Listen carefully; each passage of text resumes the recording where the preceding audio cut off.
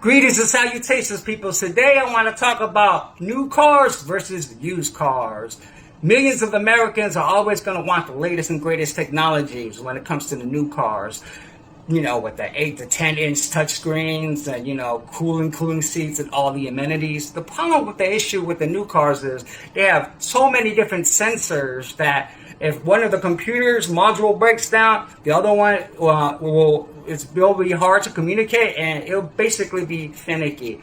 You yourself might not be able to diagnose it, to not know what's going on, and the local mechanic using their typical standard ODB2 scanner might not be able to identify what's wrong with it. So the only way you'll know to go to it is to go to the dealership. Dealership usually costs about $250 just to diagnose the car, to know what is wrong with your vehicle. And on top of that, it will cost about roughly about $5,000 to $9,000 per module just to fix these cars. Another reason why I wouldn't recommend getting these new vehicles is because they're 5G enabled, meaning they'll know where you're going, how fast you're going, your driving habits.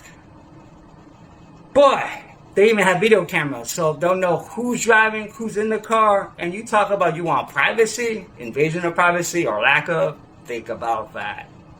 With the used vehicles, you know what you're getting. They're easier to work on. A lot of mechanics and you yourself might be able to work on them. There's aftermarket parts available. Reddit, ChatGPT if you're into using AI and everything like that. So I think, in my opinion, I think it's actually kind of smarter to purchase a used vehicle over a new vehicle.